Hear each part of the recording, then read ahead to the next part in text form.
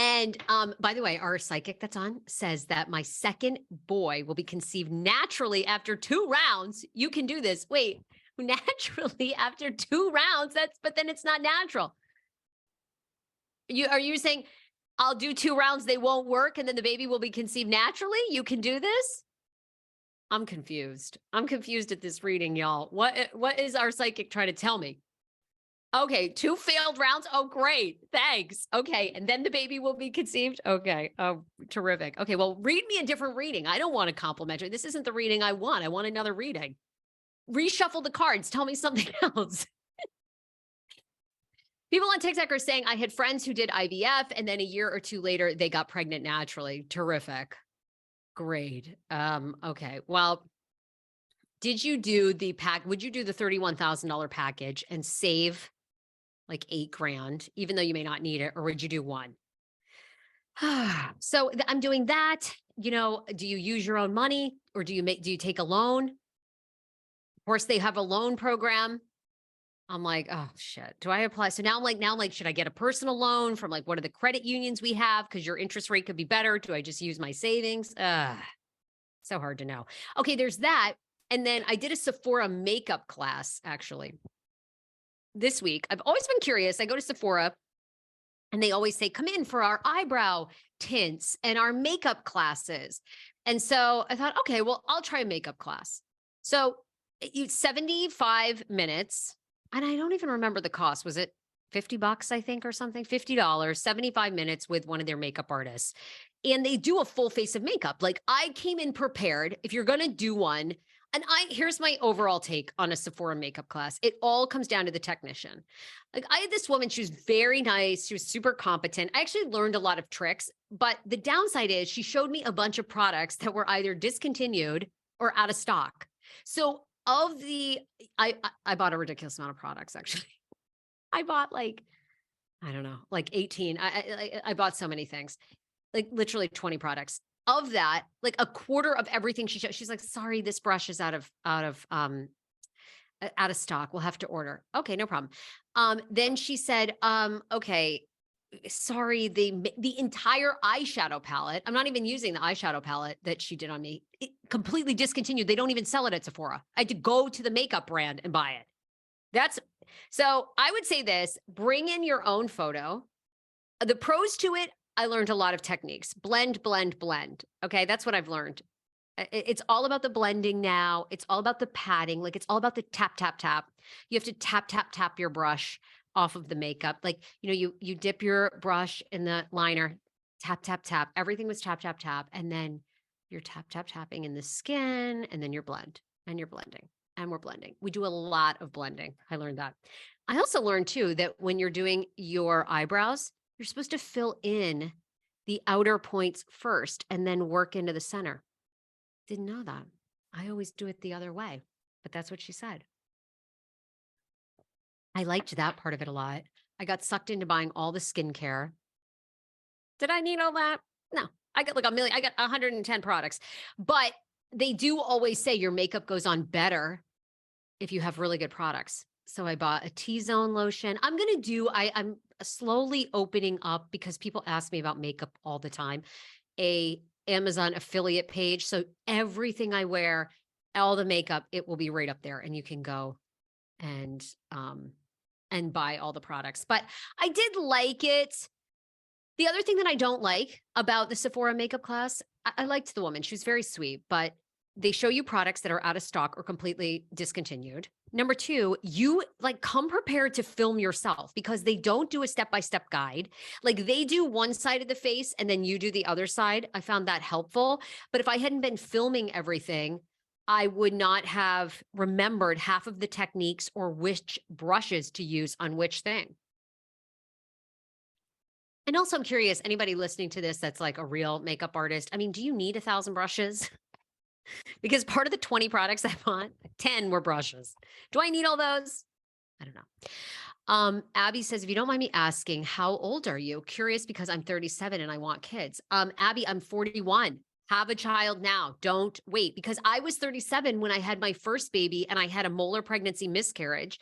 It's like 1 in 4, 1 in 5 women will have miscarriages. Every woman I know, almost every woman I know has had a miscarriage. So if you want kids at 37, start now. Do not wait. Like, I don't care what anybody tells you. Get going. Because so 37, I had the miscarriage. I had to wait almost a year to try again because I developed a rare pregnancy cancer, which will never happen to you, but happened to me. It's like a 1% chance. So it never happens. Then I got pregnant with my son at 38, had my son at 39, and now I'm 41. We've been trying naturally to have a baby since last September. Nothing's happening.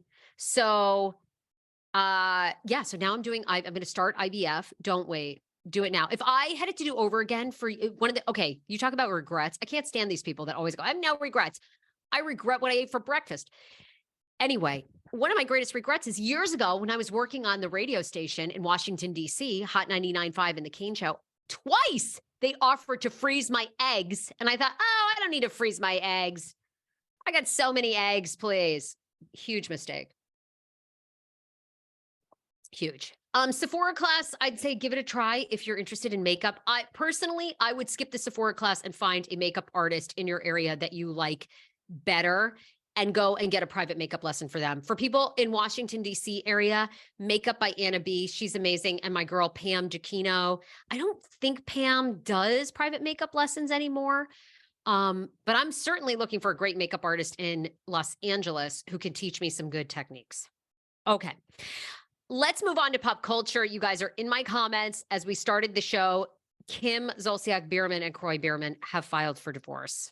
After 11 years, 4 kids, and Kroy adopted her 2 older daughters who are older, so they're not going to need anything.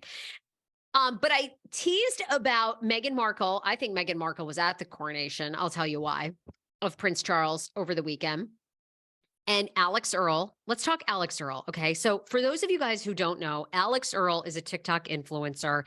She's like at all these makeup events. I'm trying to think of one video that she did that went viral, or she's featured on like a lot of podcasts. But anyhow, last week in an interesting move, although I think I know why, she appears on the Howard Stern show. Okay. So kind of strange because Howard Stern's audience, much older. Howard's been on the airwaves for 30 years, 40 years. So she's down in Miami. She goes to the University of Miami, I believe, and she's on the show. And Howard Stern does not bring up her legendary stepmom, Ashley Dupree. What? Now, Ashley Dupree is like a dream guest of mine. Like this woman has won the lottery, much like Lauren Sanchez, Jeff Bezos' girlfriend. Like she also is my dream guest. Like these women win life. Okay.